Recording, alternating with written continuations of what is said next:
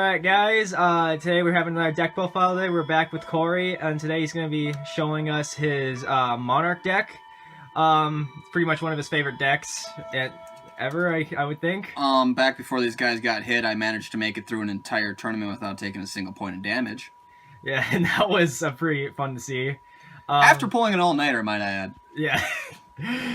So, after these guys got hits, I honestly thought they were dead until I started fooling around a little bit, looking at people's deck profiles and modifying from there. I feel I've come away with a deck that's more stunned than it was before and can really screw your opponent over, so it's more stun aggro than anything. Well, there's not much else to say other than let's begin. Alright, so, of course, I run the 3 Yugioh. I don't know how anybody can run any less. Everybody keeps telling me to run 2, but I just don't see it enough if I run 2. And because of her, I run 3 of him. Same thing with the Yugioh. People keep telling me to run just 2 of this guy, but that banish effect to special summon back, if you can do it 3 times and get your monsters out a lot faster, it's way more helpful. And one I actually added in recently and started playing a bit more because I figured out how kind of broken it was. I run 3 Mithra.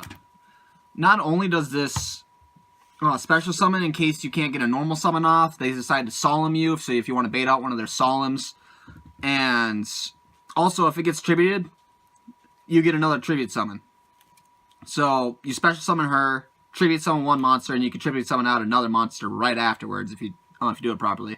Uses play quite a few times, and it's actually won me quite a bit. And I only run these 9 for fodder, because I actually run a lower count of monsters than I used to. And I figured that just these 9 work pretty well. I see at least one vassal or squire in my hand each time, and it seems to work pretty well. Alright, now off to my big monsters. I run 3 Vanity's Fiend. Love this guy. If you can get him on the field with a march, most decks nowadays can't deal with it anymore. They just can't special summon, and they don't have any back row removal that really works unless they pull a Twin Twister, which 3 out of 40 cards at least. Nope, I don't see anybody running more than 3 Twin Twister, and nobody ever runs an MST if they're running Twin Twister that I've ever seen.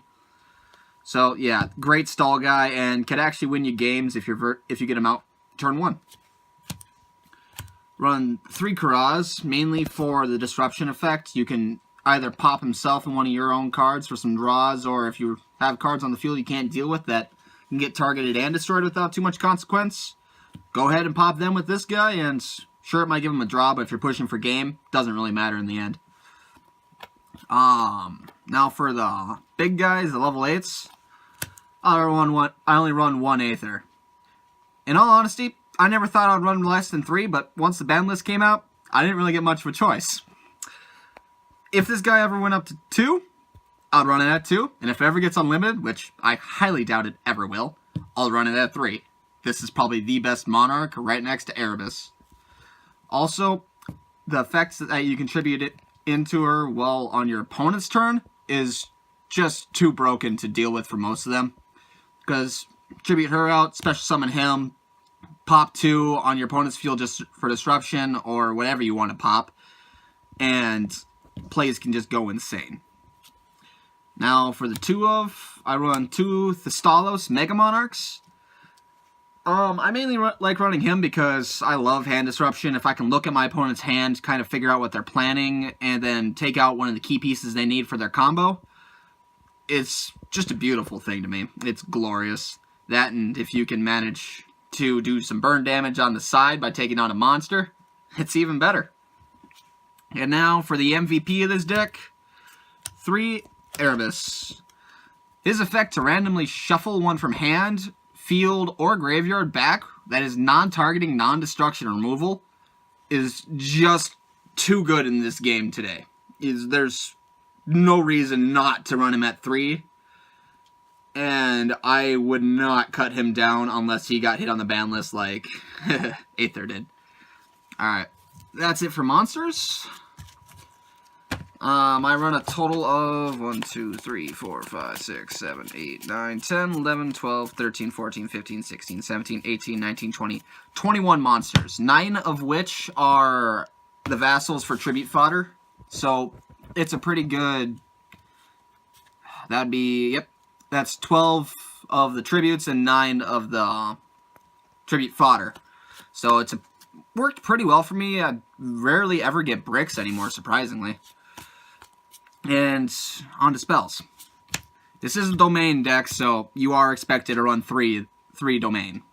If you're not running 3, you're doing something wrong.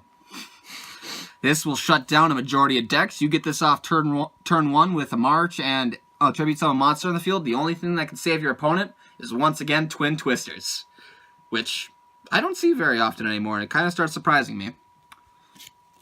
Alright, on to the next one. Your main spell searcher of the deck, Tenacity of the Monarchs. Reveal any monarch in your hand and add 1 monarch spell or trap from your deck to your hand. Honestly, if you're going to tribute that monster that turn anyways, or you just got it from your deck and your opponent knows you have it, it's not so bad showing them that monster. And plus, you can search out a Stormforth, you can search out a March, you can search out a Domain, you can search out a Return, you can search out almost anything you want that suits the situation, and it's way too broken not to run. Alright, now onto the 2-ofs. I run 2 March. I used to run it at 3, but then I started seeing it too much, and it kind of started clogging up the hand a little bit. So I only run 2, and if you're using Pantheism anyways, you can just pull 2 of these plus 1 of these. Or 2 of these and 1 Stormforth, and your opponent will 90% of the time give you a March so that they don't get their monster taken off the field. And it just stops your tribute summon monsters being targeted or destroyed, so screw Raigeki. And I also run 2 returns. In my initial build, back before the Monarchs got hit, I only ran these guys in the side, and I honestly feel really stupid for doing that. This is the best Monarch Searcher I have ever seen.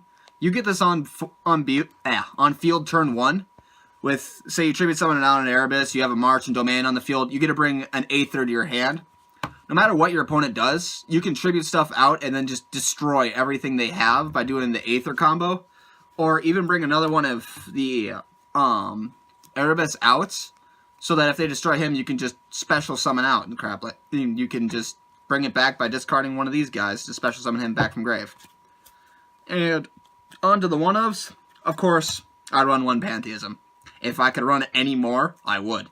This is arguably the best draw card in the entire game right now, and it's archetype specific.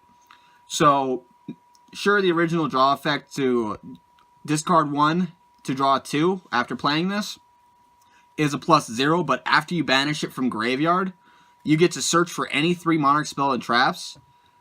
And best part is, they don't have to be the same name. So you can show them 3 Domain, you can show them 2 March and a Tenacity, 2 March and whatever. You can show them whatever you want. You're sure your opponent gets to pick, but in the end, you know they're getting screwed over. And once more, the 1-of the Monarch Stormforth. And same with the other 2 limited Monarchs. I would run it at 3 if I possibly could. And on to the last 1-ofs for my spells. I'll run 1 Upstart, draw power, of course. You get a run a 39 card deck for the cost of giving your opponent an extra 1,000 life points, which they won't keep for very long. 1 for 1, because this card is honestly broken. If you get this, any monster in your hand you don't want, plus a couple of Monarchs in your hand. If you get Vanity's Fiend, 1 for 1, and say Erebus plus Domain in your hand, you get out Erebus, Vanity's Fiend, Domain, and March all in 1 turn, and there's nothing they can do about it. And I love it. It's glorious. I would never not run it. I don't know why I didn't run it in my initial build. Oh yeah, because I was broken, didn't have it. Never mind. And 1 Foolish Burial. I run the Foolish Burial because that way I can send an Erebus to grave to ditch 1 Monarch spell or trap, bring them to hand when I need them, or another Monarch, and it's... If you really need to, if you only have 1 of your squires in the graveyard, need the other for the banish effect, you can just send it there with that. And, of course, 1 Rhoda to search out your idea, because, man, that is the best that is the best searcher card for getting out your tributes I have ever seen. You always want to see 1 of her in your hand. Or even 2. Just never want to see a Dios, really. Alright, now, On to my final 3 cards. Only 3 traps I run in this entire build. 3 Prime Monarchs. Draw power, plus you get to special summon it from grave by banishing another Monarch spell or trap to just add to your tribute fodder. I don't know why you'd run 2. Most of the time I end up ditching 2 to the graveyard by Erebus and Aether's effect, and usually try to search this one out so I can get on the field and just start drawing more. Because you get your initial draw phase, you get to draw 1 more, and then during your opponent's phase, you can still activate the effect to get the draw off. I've tested it numerous times, and yes, you can activate this during your opponent's turn before they Twin Twister it, so it's a beautiful card. Alright, now, normally I wouldn't share my side deck, but because Monarchs don't run an extra deck, I'll just show you what I side in for other monsters, spells, just for other matches. Normally, this is more of a personal thing, so you kind of play what you're expecting to verse. So, everybody's side deck can be completely different. Me, I run 3 Jinzo. I hate Mirror Force. I hate Chain Disappearance. And, honestly, I just hate most trap cards in general. All they do is mess you up, and sure, trap cards are slow, but it's even better when your opponent sets 5, you play a Jinzo, and there's nothing they can do about it. It's glorious. The only problem with him is he can actually get solemned because you're negating the summon altogether, so his effect would never go through for them not to be able to activate it. I also run 2 Majesty's Fiend. I mainly run this because of decks like Zeus. If I can get this off, Zodiacs kind of have a really tough time getting over it because most of their monsters' effects go off. And since this one stops them from activating their effects in the first place, they can't actually continue with their combos. You can stop a lot of other cards, like that stupid Totally Awesome card. Hate Totally Awesome. It's a little broken. But also, is it has 2,400 attack and 1,000 defense, meaning you can use this card with tenacity to search off other monsters. And if you do it right, you can actually search him off of Return of the Monarchs. The only problem is he cannot be special summoned. Same thing with Vanity's Fiend. It's not really that big of a problem, but at the same time, it can be kind of a hindrance at this all at once. I only run 5 monsters in the side. No, I do not run any Kaijus because why would I want to give my opponents a tribute summon monster? That would just negate my domain and just screw me over in the end. So, no Kaijus. Period. 3, Pot of Acquisitiveness. In case somebody gets the grand idea to start banishing my monsters. Dark Law, kind of throwing that part out there. I can play this, get a free draw off of it, and don't really have to worry about it. Chain Disappearance too. That one can actually hurt a little bit. But there you go. You get a free draw off of it, so you can side in game 2. Run 2 Frost Blast because who doesn't love destroying any set card on the field, including back row and monsters if they're set in a defense position, which is a lot of fun to do. And I do run the 3rd March in here. I said I don't like running in the main, but if I really need to see this because they're running a lot of targeting or a lot of destruction, I will usually swap out one of the returns for the March. And it's just protection. That's the main reason I run it. Also, 1 Twin Twister, back row removal in case they decide to play about 20 different traps on me. Todd. And just because, once again, I hate traps, Royal Decree. I did have him at 3 in here, but because it just stops all traps, but I traded out 2 of them for escalation in case somebody decided to get the good idea to start effect veiling my squires. So say I have a Vanity's Fiend in my hand and I play one of my squires, my opponent decides to effect veiler it. I can set this and then flip it up during their turn and then tribute out Vanity's Fiend to stop them from special summoning anyways, so they kind of went neg-1 with that effect veiler for me to get out the monster I plan to get out anyways. So that's the main reason I run this. This deck, with the whole new Link summoning, I can get why they're doing it. I don't like it, I don't like the Link Summoning at all because I bought a $120 Yang Zing Metal Foes deck that's going to become dead after this. But I do understand why they're slowing it down. But the best part about this deck is that even after they introduce Link Summoning, it's still completely playable. It is not harmed by it at all because Link monsters are extra deck monsters, which this deck doesn't run any of, period. And, well, that's pretty much all I got for this. If you liked the video, like, comment, subscribe. Thanks for listening. Thank you, Kory.